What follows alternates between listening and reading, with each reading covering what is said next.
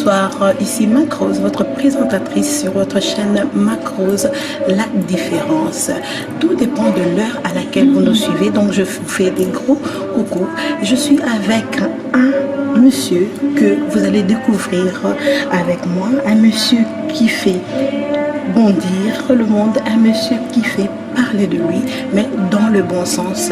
Sur ce, je m'en vais de ce pas vous faire découvrir ce monsieur qui est, nous allons le découvrir ensemble. Suivez-moi. Monsieur Ali, bonjour. Bonjour beaucoup, je suis très heureuse de vous voir. Moi aussi,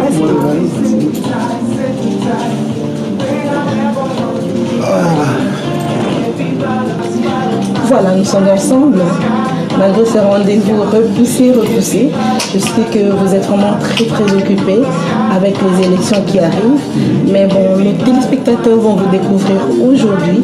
Je sais qu'il y a ceux-là quand même qui vous connaissent, mais aujourd'hui, ils vont encore vous découvrir autrement que ce que, comme ils vous connaissent. Monsieur Lidon, vous êtes candidat CDH au régional, la liste numéro 5. Donc vous êtes le candidat numéro 63. C'est exact. C'est exact.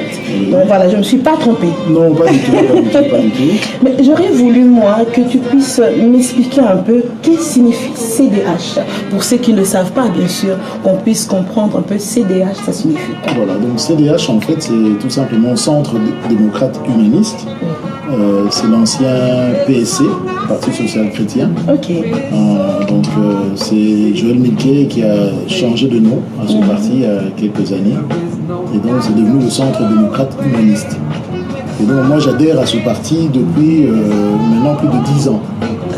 Et de manière beaucoup plus active, je suis membre du CDH depuis 2 ans. Et c'est comme ça que j'ai été me présenter aux élections communales au mois d'octobre. Et j'en profite pour remercier donc, les personnes qui ont eu confiance en moi. J'ai quand même eu presque 300 voix à ces élections. Au niveau communal, c'est pas mal. Ce fut donc ma première expérience, on va dire, de terrain ici en matière d'élection. Et donc ça s'était très bien passé. C'était plus, excusez-moi, c'est plus à Uccle en ce moment-là. Là, c'était dans des élections communales. Communales à Uccle. Voilà, l'une des plus grandes communes de Bruxelles, avec 84 000 habitants quand même. Ah oui. Et donc voilà, je suis arrivé 5e par ordre d'importance de mon parti. Donc il y avait 43 candidats CDH. Je suis arrivé 5e. Ce qui est important. Ce qui est important et ce qui a valu d'ailleurs qu'on me propose de devenir aujourd'hui administrateur du Val-Duc, qui est une des ASBL. Il y a 8 ASBL communales au niveau de la commune. Ici Longchamp, Parascolaire Ducle, entre autres le centre culturel Ducle et le Val-Duc qui est très connu en fait. Souvent on voit des enfants qui partent pour des classes de neige dans le canton du Valais qui se trouve en Suisse en fait. Et donc moi je suis devenu l'un des administrateurs à la demande du parti, étant donné que j'ai fait de bons résultats. Ah, ça c'est voilà. très bien. Donc, c'est assez encourageant. C'est comme ça que je me suis dit que j'aimerais refaire cette expérience-là au niveau régional. D'où ma candidature et d'où ma présence ici avec toi. Et d'où ma demande aussi au public qui me regarde, à qui je demande leur soutien. Je leur demande réellement et franchement de me faire confiance. J'ai des idées que je porte, des idées du parti. Et par rapport à notre diaspora, il y a aussi une envie de restructurer cette diaspora, une envie de réorganiser la diaspora, une envie d'avoir une voix de la diaspora. Diaspora congolaise, diaspora africaine. Parce que je me présente aussi comme étant un candidat panafricain. Donc on va aller au-delà des frontières. Au-delà des frontières. On a parlé d'une union africaine sur le terrain en Afrique, mais nous on va essayer de faire cette union ici. Que toutes les cultures, qu'on ait beaucoup plus d'activités culturelles ensemble, qu'on essaie de construire cette Afrique ici, qu'il n'y ait pas de division entre nous. Donc voilà, administrateur du Val-Duc, c'est déjà quelque chose de très bien. Déjà moi je te salue. Merci beaucoup. Mais c'est très bien parce qu'on n'en voit pas souvent. hein, surtout dans notre communauté, parce qu'en parlons-en, hein, dans notre communauté, on est plus pointé du doigt, on a l'impression qu'on ne fout rien, que nos candidats ne font rien du tout, mais avec toi, je vois vraiment que tu avances, et ce qui est bien, hein, moi j'ai fait quand même mes petites enquêtes, je sais que tu aimes beaucoup les enfants. Vraiment, monsieur Alidor, que vous voyez, aime vraiment beaucoup les enfants. J'ai vu que tu mets vraiment un point, vraiment, sur l'éducation des enfants. Que peux-tu me dire par rapport à ça? Tu as un projet pour les enfants? Que peux-tu me dire par rapport à l'élection qui peut arriver? C'est que tu peux faire pour les enfants? D'accord. Je pense que tu sais d'où nous vient cet amour pour les enfants, pour l'éducation des enfants. Exactement. Durant toute mon enfance, j'ai baigné dans l'encadrement des enfants à travers l'activité scolaire à Kinshasa. Oui. Moi, je connaissais quasi même tous les programmes des enfants de la maternelle jusqu'au secondaire. Et je trouve que quand on parle de l'éducation des enfants, c'est l'avenir d'un pays. Voilà. Donc, c'est très important de mettre tous les moyens pour que nos enfants soient réellement bien encadrés. Moi, je parle d'un constat. J'ai des enfants moi-même, donc j'ai 4 enfants. Parmi mes enfants, j'ai 2 jumelles de 16 ans et une fille de 11 ans et un garçon de 15 ans. À la fin de l'année, souvent, je me rends compte que tiens, la moitié de la classe rate. Je me pose des questions. Oui. Moi, quand j'ai fait mes études, tu avais 2 ou 3 échecs. Mais la moitié d'une classe ne peut pas. Alors, quand on regarde cette moitié, on voit qu'il y a aussi beaucoup de gens congolais et autres. Ça dérange, hein? Cela m'a interpellé. J'ai dit que peut-être il faut peut-être qu'on puisse repenser l'enseignement, repenser la manière de transmettre le savoir. Moi, réellement, ça je le dis, ça c'est mon point de vue personnel, je trouve pas ça normal que dans une classe, la moitié d'enfants. Non, c'est beaucoup, c'est énorme. Voilà, et ce que je déplore encore aujourd'hui, c'est que finalement, l'école est censée normalement transmettre un savoir, mais je vois que beaucoup de parents font maintenant appel à des écoles de devoirs et des professeurs, de beaucoup plus. Yeah. Donc ça veut dire que là où doit se donner normalement l'enseignement, le savoir, sans doute qu'il y a quelque chose qui ne va pas. Yeah. Et donc, on fait de plus en plus recours aux professeurs, qui coûtent cher. Les écoles de devoirs, il faut quand même payer quelque chose. Oui. Alors, c'est comme ça que j'ai eu cette idée de vouloir, une fois élu, favoriser, encourager les gens à mettre en place ce que j'ai appelé un centre d'accueil des Congolais de l'étranger. Ah, voilà. Écoutez-vous ça, voilà. Un centre d'accueil des Congolais de l'étranger. C'est une idée. Voilà. Ce ne sera pas mon travail de député, mais je peux impulser ça. Une idée qui peut, je peux aboutir, voilà. Bien évidemment. J'ai des gens qui sont prêts à prendre le relais. Et là-dedans, on aura donc, on va répertorier tous les professeurs de maths, de géo, de autres, et même tous les corps de métier, ça peut être des menuisiers et autres, pour permettre à la diaspora d'avoir recours à ces gens-là et à moindre frais. Voilà. Et voir, pourquoi pas, essayer de faire en sorte que réellement les frais soient vraiment au plancher, hein, au prix plancher. Étant donné que ce centre pourrait avoir des subsides. Ah, voilà. C'est d'où ma question, je voulais te dire par rapport à ça, comment est-ce que ça peut se passer, puisque les gens peuvent se demander, oui, le centre, mais comment ça va se passer, voilà. Est-ce qu'on aura à payer autant? Voilà. Ouais. L'idée, par exemple, vous à la maison, vous avez besoin d'un professeur en mathématiques, j'ai cherché, je dis tiens, moi je veux un professeur d'origine africaine, pourquoi pas. On va faire de la ségrégation, mais voilà, c'est comme ça, et les autres communautés fonctionnent également de la même manière. Vous contactez le centre et on vous met à disposition un professeur. Au lieu de payer 20 €, 25 € l'heure, vous aurez peut-être à payer 10 €, 15 €, et nous on aura les subsides, on pourra payer le professeur. Ce sont des idées. Oui. Je crois qu'il faut, à un moment donné, s'asseoir autour de la table, voir qu'est-ce qu'on peut faire. Je ne suis pas là ici en train de promettre une maison. Je demande aux gens de me voter, mais les idées sont là, avec vos idées. C'est-à-dire qu'on va essayer de mettre toutes ces idées autour de la table. C'est comme ça que j'ai dit qu'une fois élu, je ne pense pas que je ferai une grande fête où on va manger, boire, mais ça sera un grand rassemblement que je vais organiser, où on va tous venir, toutes les ASBL, si possible, pour voir qu'est-ce qu'on fait. Je suis élu, je suis député, qu'est-ce qu'on fait? Comment est-ce que je peux aider? Voilà. Non, Je ne prétends tu as pas... vraiment l'idée de rassembler tout le monde. Tu as besoin de tout le monde, n'est pas faire un peu du mature. Hein? Voilà, exactement. Donc il faut rassembler. C'est pour ça que je dis quand vous votez quelqu'un, évidemment il y a le programme du parti, mais votez aussi la personnalité. Votez, regardez bien cette personne et si cette personne peut réellement défendre mes intérêts, cette personne peut réellement s'occuper, prendre mes préoccupations en cœur.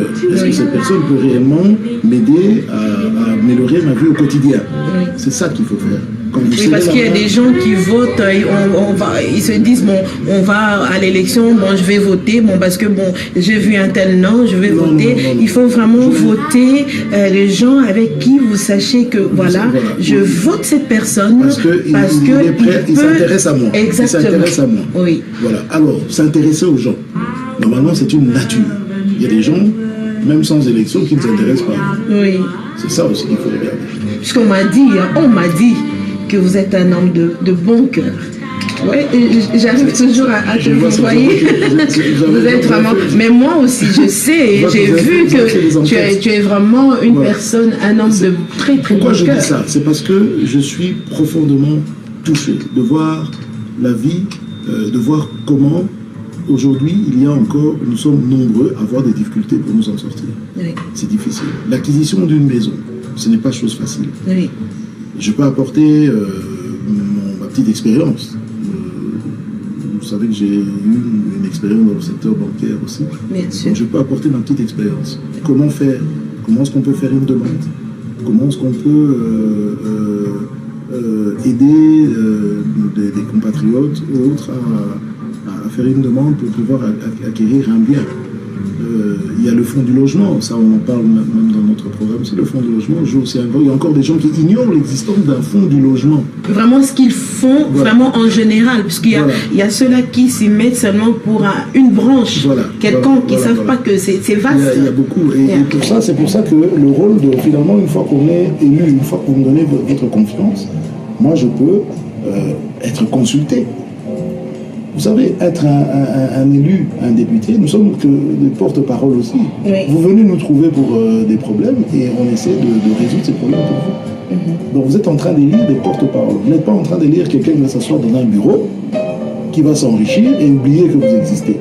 Quand on fait le choix de faire de la politique, c'est parce qu'on aime les gens. Je lis ici et là, ça revient souvent, aimons-nous vivants. Je vois ça maintenant, tout le monde en parle partout. Aimons-nous vivants. Est-ce qu'ils le font? Voilà. En tout cas, aimons-nous vivants. C'est important, aimons-nous vivants. Donc, oui, mais si il sera élu, est-ce qu'il va réellement réaliser? On est vraiment en train de compliquer. Donc, arrêtez de douter. Vous êtes tous des enfants de Dieu, des fils de Dieu. Vous allez à l'église, comme tout le monde. Ne doutez pas. Il faut stopper ça. Quand vous doutez, vous êtes en train de retarder, de repousser. Il ne faut point douter. Vous avez en face de vous quelqu'un qui est prêt à mettre la main et à vous aider, réellement, pour améliorer votre avenir. C'est là le sens de ma candidature aujourd'hui. Je vous demande de ne pas douter. Vous êtes souvent en train de m'interpeller en disant « Oui, est-ce que réellement vous allez faire ce que vous nous promettez ?» Qu'est-ce que je vous promets? Je ne vous promets pas une maison. Je vous promets simplement d'être à vos côtés. Même lorsque vous serez dans l'isoloir pour voter, je serai à vos côtés. Moi, j'ai retenu une chose, monsieur Alidor. Ne vous sentez pas seul ce jour-là? Oui. Vous avez dit, enfin, tu as dit, excusez-moi, hein, donc c'est par habitude, on va y arriver. Tu as dit, je suis votre porte-parole. Voilà. C'est très fort, hein? C'est très très fort. Donc, vous qui êtes de l'autre côté, vous qui êtes en train de nous regarder, sachez que monsieur Alidor Massamba est notre porte-parole. Donc ça, c'est très fort. C'est quelque chose qui me marque beaucoup. J'ai quelqu'un qui m'a dit... c'est même moi qui ai parlé de ça. J'ai dit, mais écoutez, on est nombreux, il y a beaucoup de candidats d'origine africaine. Hein. Oui. Peut-être 30, 40, peut-être 50 même, on est nombreux. Il y a un effet qui risque de se passer, c'est-à-dire que toutes les voix risquent d'être éparpillées. Je le dis parce que c'est une chaîne africaine, donc je me permets de le dire. Ici, on peut se permettre en tout cas. Oui, donc, je ne sais pas comment les gens vont exploiter ça. Donc, ce qui se passe, c'est qu'on risque d'éparpiller nos voix. Et vous risquez de ne pas voir la personne en qui vous avez mis la confiance ou la personne que vous avez votée être élue. C'est pour ça que je dis, trop de candidatures tuent la voix de la diaspora. C'est-à-dire que moi, je souhaiterais être un représentant de la diaspora, être votre porte-parole. Mais le fait qu'il y ait trop de candidatures, personne ne peut pas créer. Alors, mes priorités pour la région, donc moi j'ai 3 priorités. En matière d'emploi, la clé du succès se trouve dans la synergie, formation professionnelle et pratique dans l'entreprise. Très important. Nous aurons alors davantage de jeunes qualifiés grâce à ces formations adaptées, utiles, pratiques et un encadrement dans les entreprises qui devrait jouer un grand rôle dans la lutte contre le chômage. Ça, c'est le premier. Il faut savoir qu'il y a 40 000 demandeurs de logements publics qui sont toujours en attente. Il faut rapidement augmenter l'offre de logements publics dans Bruxelles et garantir un logement de qualité pour chacun en soutenant avec des aides spécifiques certains acquéreurs ou locataires, notamment dans les familles les plus précaires. Ça, c'est le point 2. En 3, lutter contre l'échec scolaire. Ça, c'est vraiment mon cheval de bataille. Et du coup, assurer à chacun une école qui répond à ses besoins. Il faut supprimer toute interdiction du redoublement, mais se donner comme objectif de réduire de moitié l'échec scolaire en ayant recours à celui-ci qu'après avoir proposé d'autres stratégies. Ça, c'est très important. Vous l'avez dit tout à l'heure. Très important. Oui. Il faut également assurer la présence régulière de 2 enseignants dans une même classe, ainsi que le recours à des outils numériques permettant des apprentissages plus personnalisés. Ça, c'est vraiment 3 priorités. Hein. Donc, on a vu la lutte contre le chômage. Donc, que faire pour augmenter le nombre d'emplois. Je rappelle juste qu'ici à Bruxelles, on a vu, même au niveau de Bruxelles, une diminution de chômeurs. Et ce, parce qu'il y a eu une croissance économique. Donc, effet logique, on a de moins en moins de chômeurs. On a réussi à passer sous la barre des 350 000 demandeurs d'emploi. C'est une très bonne chose, c'est pas mal. Hein? Voilà. Et ça, c'est important. Donc, au niveau du logement, malheureusement, donc, on est obligé de passer par une augmentation de l'offre. Ça, c'était le deuxième. Et puis, la lutte contre l'échec scolaire. Alors, il y a autre chose même par rapport à la diaspora. Ça, c'est moi. C'est moi qui aimerais, avec un groupe d'amis, une fois que j'ai votre confiance, et voir comment est-ce qu'on peut favoriser, comment est-ce qu'on pourrait favoriser justement ces histoires de location des salles et autres en cas de deuil, comment est-ce qu'on peut mettre qu'il y ait une offre par rapport à cette demande croissante dans notre communauté. Puisqu'on en a vraiment besoin, hein, puisqu'à chaque fois il y a des deuils ou même des fêtes, on se casse la tête à aller peut-être louer des autres salles qui appartiennent aux autres communautés qu'à nous-mêmes d'ailleurs. C'est vraiment la vie au quotidien. Oui. Ici et là, on parle de, pourquoi pas, l'émergence d'un centre culturel, par exemple. Rayonner la culture du Congo. Il y a déjà eu un centre culturel. Comment est-ce qu'on peut faire en sorte qu'il y ait encore un autre centre culturel aujourd'hui? Et pas se contenter de dire qu'il y a eu un centre. Non, il faut qu'on ait un centre culturel digne de ce nom et pour un pays aussi grand qu'est la République démocratique du Congo. Très important aussi, mettre tout en œuvre pour nos enfants qui ont encore des difficultés scolaires. Surtout ça. Parfois, il y va des difficultés de langue à la maison. L'enfant va à l'école, à la maison. Voilà. Donc, comment pallier à cela? Voir comment rapprocher nos jeunes. Donc, on a une jeunesse congolaise qui augmente. C'est très bien. Mais on a constaté un fossé. Donc, c'est-à-dire que adultes et jeunes, comment faire en sorte pour rapprocher les adultes et les jeunes. Parce qu'ils ont aussi des idées, hein, tous ces enfants-là, on a vu la dernière fois, ils aiment bien. En même temps, pour qu'il n'y ait pas une perte de valeur. Oui. Nous avons des valeurs. Nous avons des valeurs à perpétuer, j'ai envie de dire aussi. Oui. La culture, c'est très important. Oui. Voilà. Donc il ne faut plus qu'il y ait ce fossé jeune-adulte. Comment faire? Ce sont des réflexions que nous devons avoir ensemble. Réflexion également par rapport à la vieillesse. Nous voyons dans les homes, on voit de plus en plus, il y a 20 ans, c'était pas comme ça. Hein. Non. Vous voyez nos mamans, voilà, bon, et puis elles font part parfois de certaines difficultés. Il faut les écouter et voir comment faire et tout. Voilà. Donc je parle de jeunesse, je parle de la vieillesse aussi, et de tous les autres projets. Et cela demande simplement d'avoir une personne qui est là pour impulser, une personne qui est là pour essayer de rassembler, une personne qui est là pour d'essayer de faire le débat concernant notre propre communauté. Et c'est pour cela qu'aujourd'hui, je demande la confiance des électeurs. Voilà. Mais vous savez quoi? Nous sommes en Boganzambe. Nous sommes en Boganzambe. Tout est entre les mains de Dieu. Et voilà. Donc priez pour moi, priez pour que je réussisse.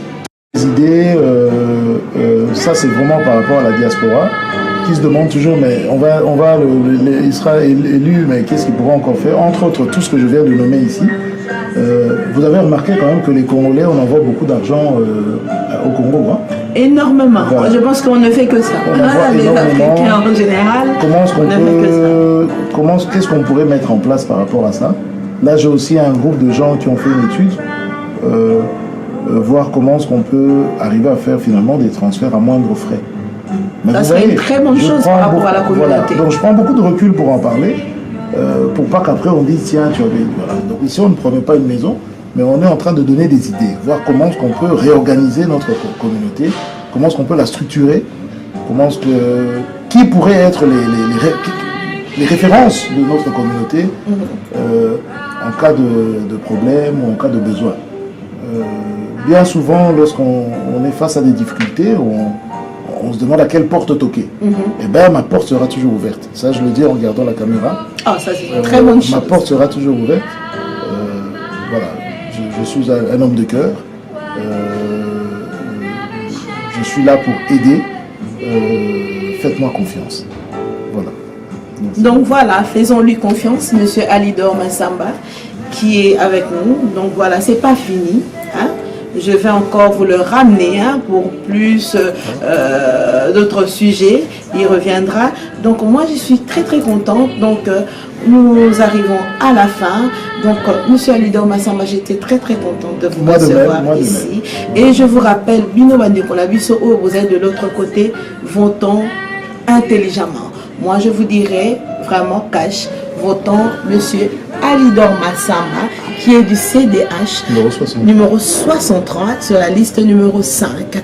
Donc voilà, c'était bien Macrose, votre présentatrice sur votre chaîne Macrose, la différence. Merci, à très bientôt. Alidor Massamba, espoir ya diaspora congolaise, Nakati à Bruxelles, capitale. Élection ekozala le 26 mai 2019. Biso toute communauté congolaise, oyo tozwa ba nationalité belge. Nous voulons les changements, un vrai changement profond. Ya biso député Alidor Massamba.